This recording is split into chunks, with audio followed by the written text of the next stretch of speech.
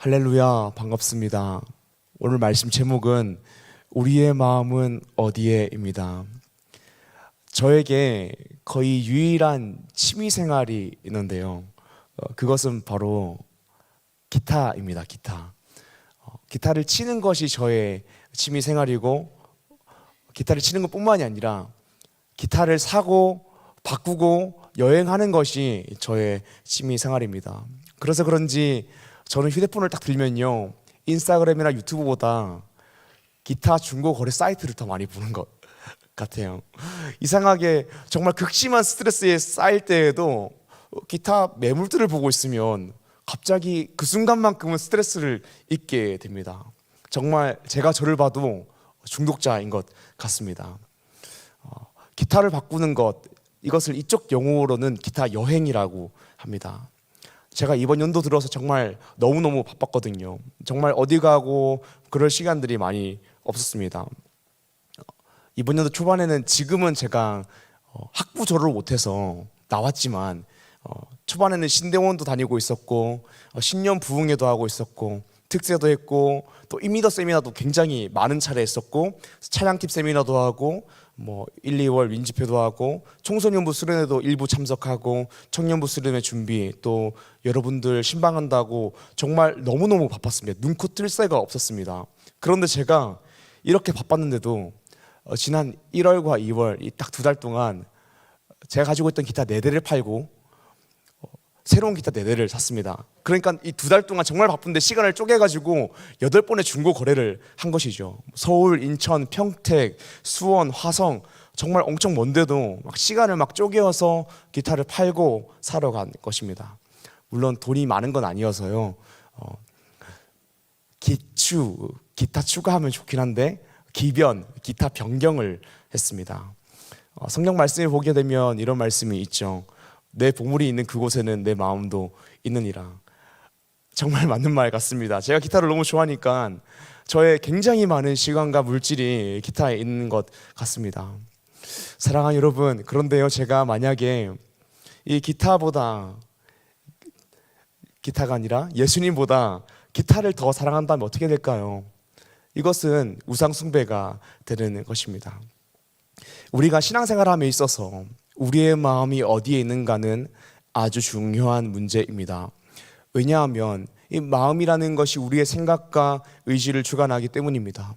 그래서 잠언 말씀에서 이렇게 이야기합니다. 잠언 4장 23절 말씀, 모든 지킬 만한 것 중에 더욱 내 마음을 지키라. 생명의 근원이 이에서 남이니라. 아멘. 우리가 나누고 있는 마가복음 말씀의 큰 주제 중 하나는 제자도입니다.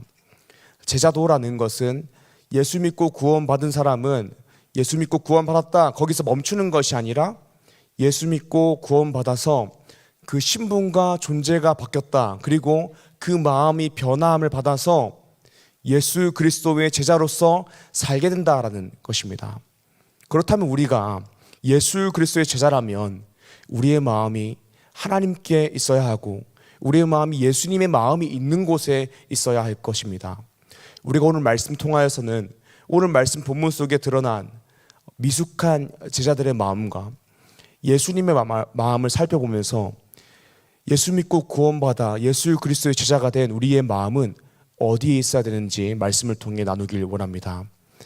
사랑하는 리조이스의 청년 여러분, 오늘 말씀을 통하여서 예수 믿고 구원받은 예수 그리스도의 제자답게 하나님 아버지의 마음이 있는 곳에 나의 마음이 있어, 또 예수 그리스도의 마음이 있는 곳에 나의 마음이 있어서 하나님의 기쁨이 되고 참된 제자의 삶을 살아가는 리조이스의 청년 한 사람 한 사람 되기를 주님 이름으로 축복합니다.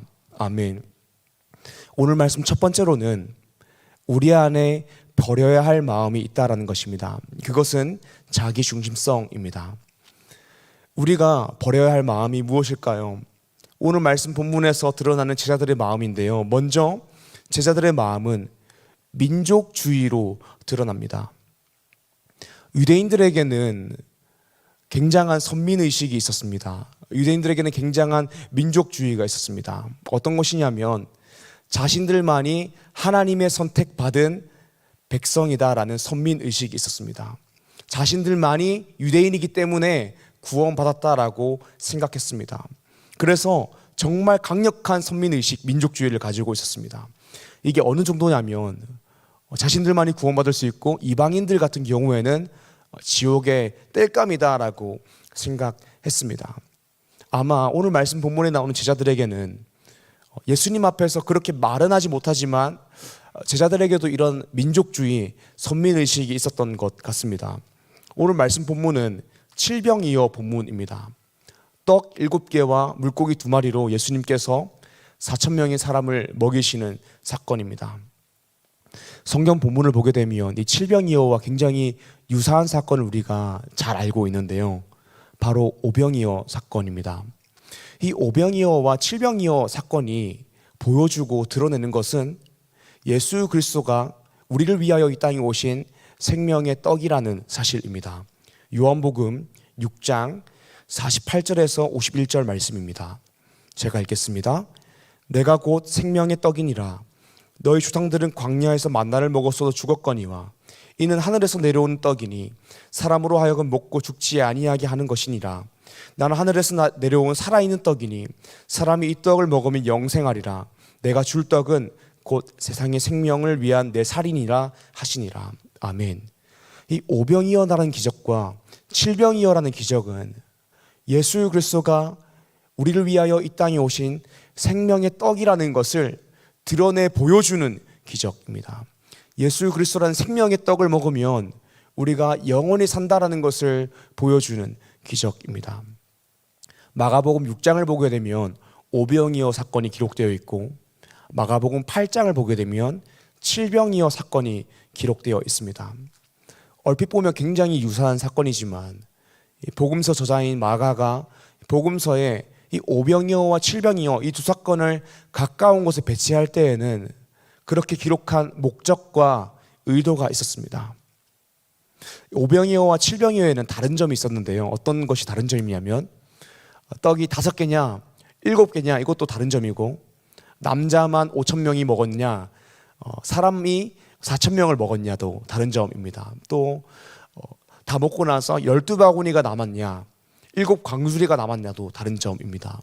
그런데 무엇보다 다른 점은 오병이어와 칠병이어가 나타난 장소가 달랐고 장소가 다르다는 것은 대상이 달랐다라는 것입니다.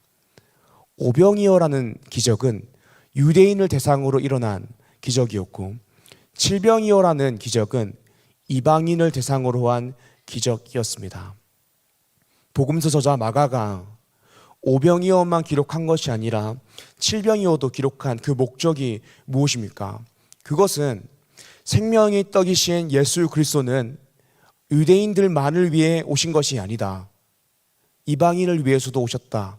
모든 민족을 구원하기 위해서 예수 그리스도께서 이 땅에 오셨다라는 것을 나타내기 위해서 오병이어도 기록하고 이방인을 대상으로 한 칠병이어도 기록한 것입니다.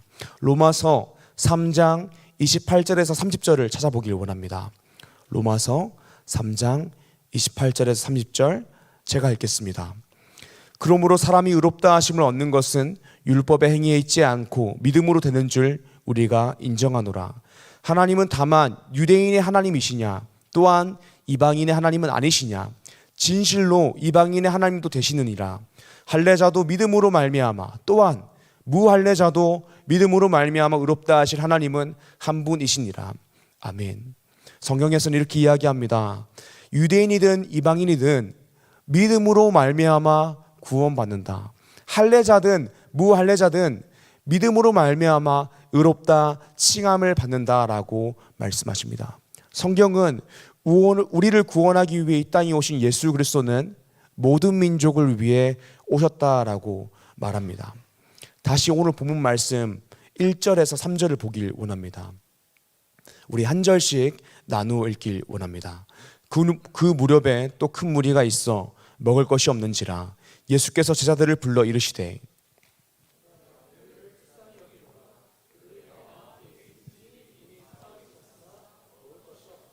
만일 내가 그들을 굶겨 집으로 보내면 길에서 기진하리라. 그 중에는 멀리서 온 사람들도 있느니라. 아멘. 이 칠병이어의 배경이 어떠하냐면 많은 무리들이 모여서 예수님의 말씀을 듣고 있었습니다. 그런데 이 사람들이 얼마나 예수님의 말씀, 하나님의 말씀을 사모했는지 3일 동안이나 하나님의 말씀을 앉아서 듣게 됩니다. 사랑하는 여러분, 우리 가운데에도 이런 예배를 사모한, 말씀을 사모함이 있습니까? 예수님의 말씀을 듣는 이 무리들이 3일 동안이나 움직이지 않고 말씀을 듣다니요. 정말 그런데 중요한 것은 이들이 3일 동안 움직이지 않고 말씀을 들은 것뿐만이 아니라 밥도 먹지 않고 말씀을 들은 것 같습니다. 그래서 예수님께서 이 밥을 먹지 못한 이 무리들을 보시면서 불쌍히 여기시며 제자들에게 이렇게 말씀하십니다. 이들이 먹을 것이 없도다라고 말씀하십니다. 그때 제자들이 이렇게 반응합니다. 4절입니다. 제자들이 대답하되 이 광야 어디서 떡을 얻어 이 사람들로 배부르게 할 수 있으리이까? 예수님께서 이 무리들을 불쌍히 여기시면서 이들이 먹을 것이 없도다라고 말씀하실 때에 먹을 것 챙겨주자라는 이야기겠죠. 제자들이 예수님 어떻게 할까요? 라고 물어보지 않고 예수님 이 광야 어디서 먹을 것을 찾을 수 있겠습니까? 라고 이야기합니다. 사랑하는 여러분, 우리가 오늘 말씀 본문을 볼 때 기억해야 되는 것은 이 시점에 제자들은 이미 오병이어의 기적을 경험했습니다. 제자들은 이미 예수님께서 엄청난 기적을 행할 수 있는 분이라는 사실을 알고 있습니다. 제자들은 이미 예수님께서 수많은 사람들을 먹일 수 있는 분이라는 사실을 알고 있습니다. 그런데 제자들은 이렇게 반응합니다. 예수님, 이 광야에서 어떻게 떡을 얻어서 사람들로 하여금 배부르게 할 수 있습니까? 라고 이야기합니다. 마가복음 6장의 오병이어 기적으로 가보겠습니다. 이때에는 많은 사람들이 모여서 예수님의 말씀을 듣습니다. 그리고 3일이 지난 것도 아니고 그날 저녁이 되니까 제자들이 먼저 예수님을 찾아갑니다. 마가복음 6장 35절에서 36절입니다. 때가 저물어 가매 제자들이 예수께 나와 여짜오되 이곳은 빈들이요 날도 저물어 가니 무리를 보내요 두루 총과 마을로 가서 무엇을 사 먹게 하옵소서. 아멘. 잘 본문을 보시길 바랍니다. 오병이어 사건에서는 하루도 지나지 않고 저녁이 되었을 뿐인데 제자들이 먼저 예수님께 찾아가서 떡에 대한 이야기를 했습니다. 칠병이어 사건에서는 3일이 지나서야 제자들은 떡에 대한 이야기를 한 번도 하지 않고 예수님께서 먼저 제자들에게 떡에 대한 이야기를 합니다. 오병이어의 기적의 대상은 유대인이었고 칠병이어 기적의 대상은 이방인이었습니다. 사랑하는 여러분, 제자들의 내면 속에 어떤 마음이 있었을까요? 유대인들이 복음을 듣고 있는 오병이어 사건 때에는 저녁이 되자마자 예수님께 나와서 떡에 대한 이야기를 했는데 이방인들이 복음을 듣는 칠병이어 사건 때에는 3일이 지나도록 떡에 대한 이야기를 하지 않은 제자들의 마음은 어떤 마음일까요? 3일이 지나도록 얘기하지 않고 3일이 지나서야 예수님께서 이 사람들이 배고프지 않겠니? 라고 이야기했을 때에 불과 몇 가일 전에 오병이어의 기적을 봤던 제자들이 이 광야 어디서 떡을 얻겠습니까? 라고 말하게 되는 배경은 무엇일까요?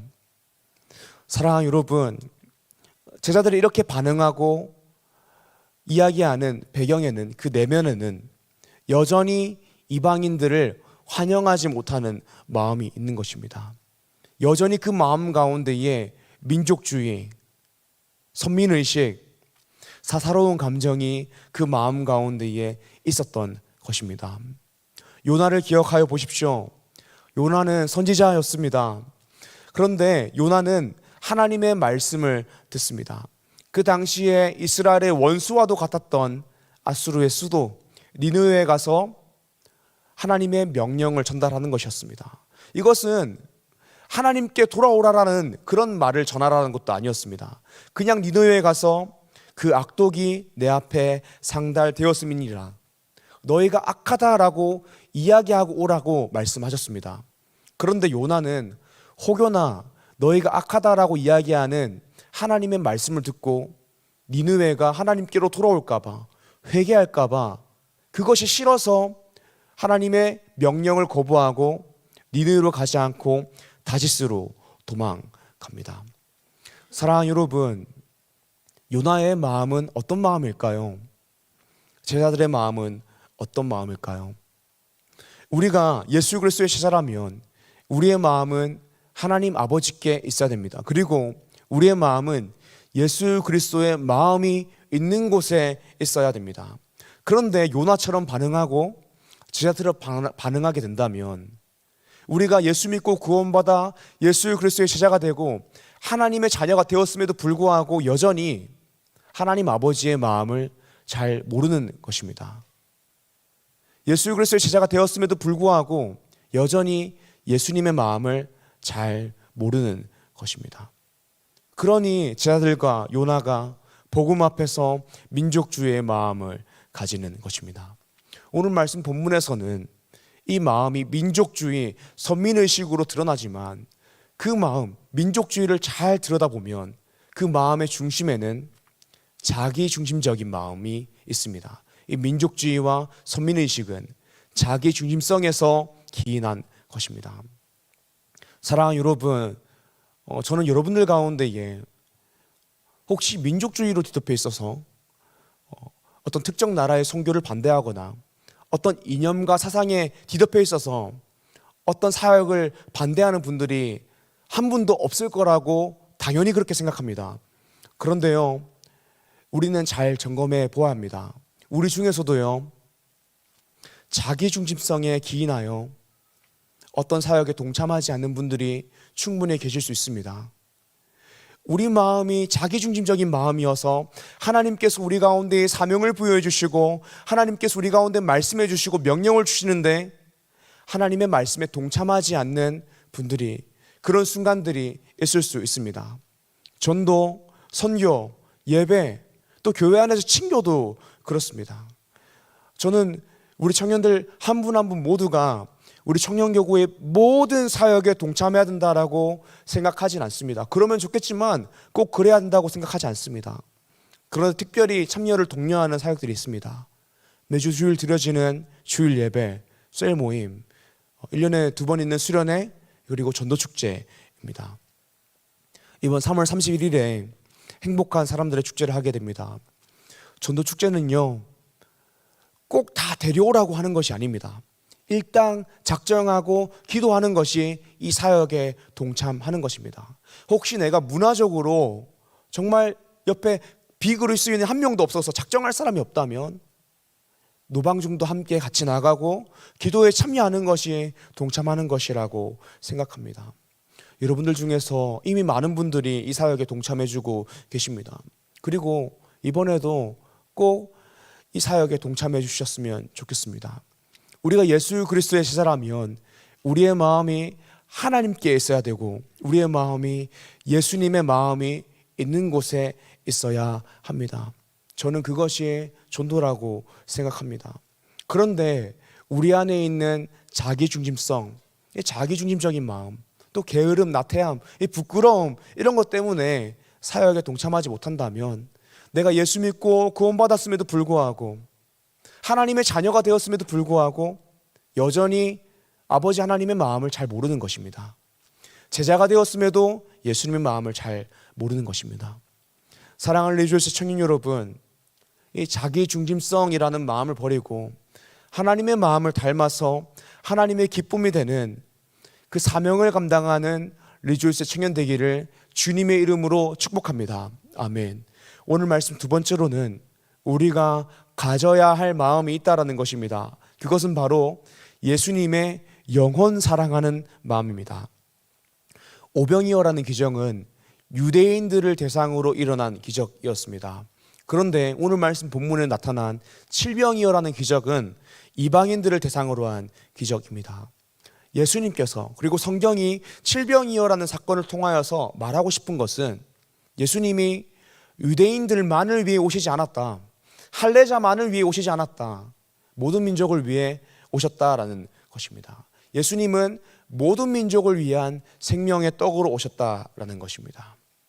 율법이 아니라, 외형적인 할례가 아니라 십자가를 통하여서만 구원을 받을 수 있다라고 이 칠병이어 사건을 통하여서 성경이 이야기하고 있는 것입니다.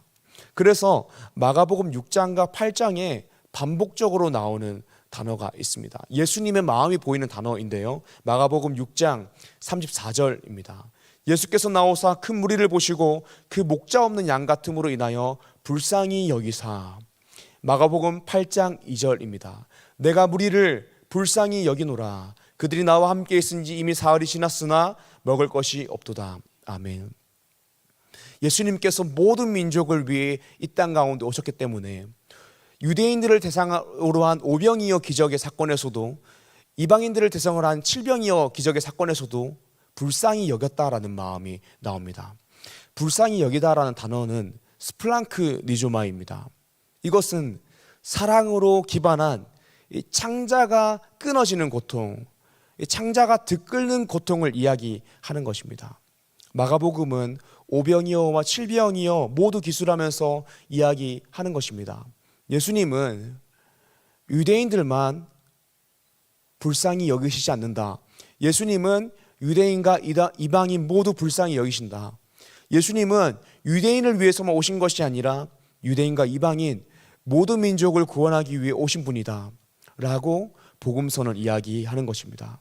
사랑하는 여러분, 우리가 닮아야 할 마음이 무엇입니까? 우리가 가져야 할 마음이 무엇입니까? 불쌍히 여기시는 예수님의 영원 사랑의 마음입니다.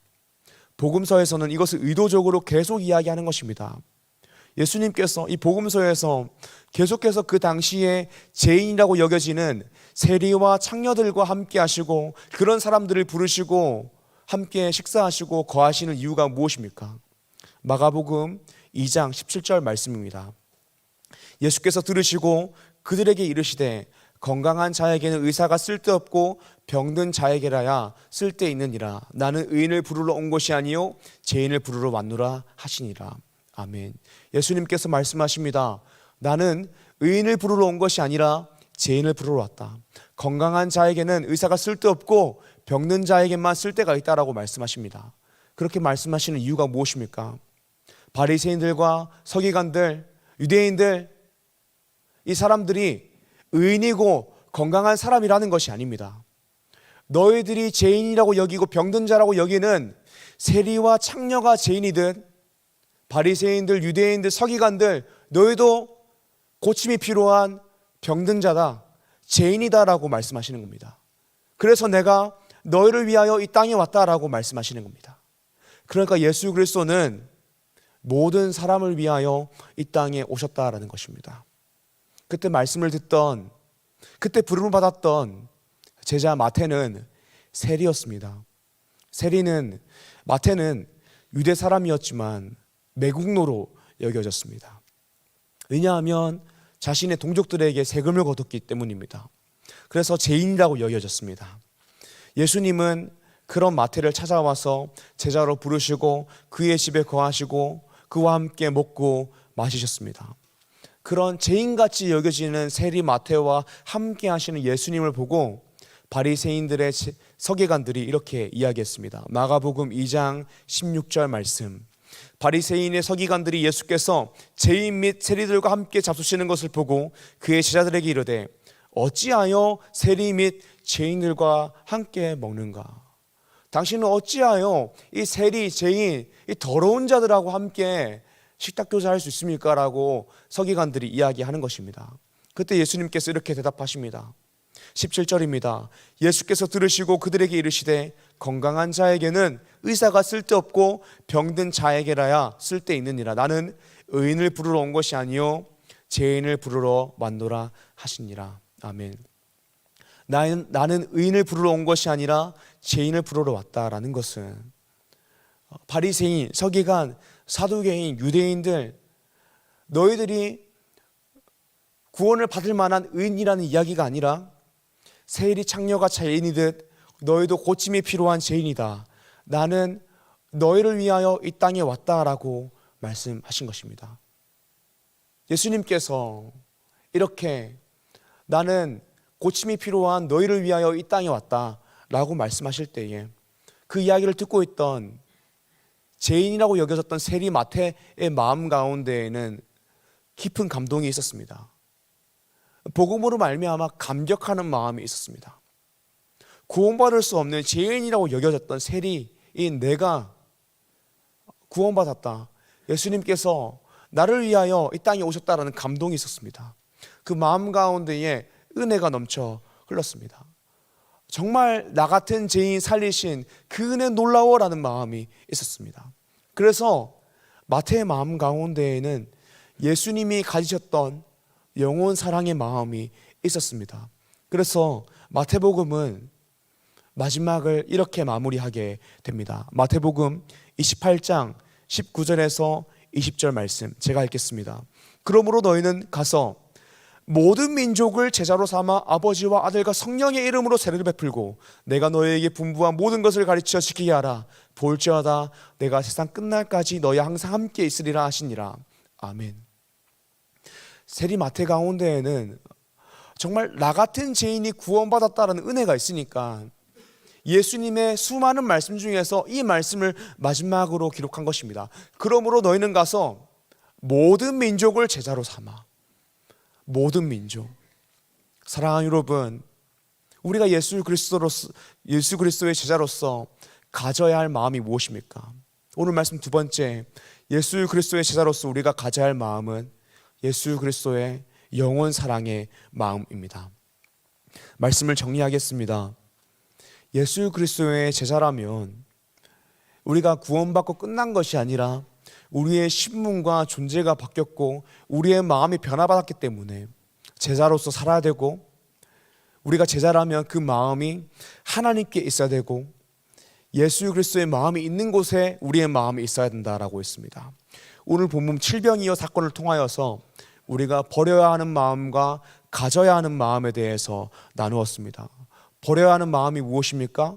민족주의, 선민의식, 자기 중심성에서 기인한 마음입니다. 제자들은 민족주의에 빠져서 하나님의 명령, 이 복음에도 불구하고 이방인들을 신경 쓰지 않고 있습니다. 요나 역시 이 선민의식, 민족주의에 빠져서 하나님께서 가라라고 명령하셨는데 순종하지 않았습니다. 사랑하는 여러분, 오늘날에도 우리가 예수 그리스도의 제자로서 우리에게 주어진 명령이 있습니다. 사명이 있습니다. 그런데 우리가 이 사명 앞에 설 때에 내가 혹시 이 자기 중심성에 기인한 마음 때문에 하나님께서 주신 사명을 마땅히 해야 할 것을 하지 않고 있진 않은지 점검해 보아야 됩니다. 매일 말씀을 읽고 기도하는 것, 매주 예배드리는 것, 전도하는 것, 자기 중심성에 기인한 마음으로 인하여 감당하지 않으려고 하지 않는지 점검하고 이 자기 중심성이라는 마음을 버려야 합니다. 우리가 가져야 할 마음으로는 예수 그리스도의 영원 사랑의 마음입니다. 예수님께서는 질병이어의 사건을 통하여서 내가 모든 민족을 구하러 온, 모든 민족을 위하여 온 생명의 떡이다라고 말씀하십니다. 나는 의인을 부르러 온 것이 아니라 죄인을 부르러 왔다 라고 말씀하십니다. 너희도 고침이 필요한 죄인이다. 나는 너희를 위하여 왔다라고 말씀하십니다. 그 이야기를 듣던 제자 세리 마태는 그 이야기를 들을 때에 정말 나 같은 죄인이 구원받았구나라는 정말 뜨거운 감격이 있었습니다. 그래서 예수님의 여러 가지 말씀 중에서 예수님의 영원 사랑의 마음을 담아서 마태복음 28장 19절에서 20절 이 말씀을 가장 마지막에 기록합니다. 그러므로 너희는 가서 모든 민족을 제자로 삼아. 왜 모든 민족이라 했을까요? 나 같은 죄인이 구원받았기 때문입니다. 사랑하는 여러분, 우리 마음 가운데에 이런 감격이 있고 이런 영원 사랑의 마음이 있길 소망합니다. 사랑하는 리조스 청년 여러분, 오늘 우리는 예수 그리스도의 제자로서 어떤 마음을 가지고 있습니까? 우리의 시선은 어디를 향하고 있습니까? 자기중심적인 마음을 버리고 예수님 마음을 닮아서 영혼을 볼 때에 불쌍히 여기는 마음을 가져 복음을 전하며 복음을 위하여 살아가는 리조스 청년 한 사람 한 사람 되기를 주님의 이름으로 축복합니다. 아멘.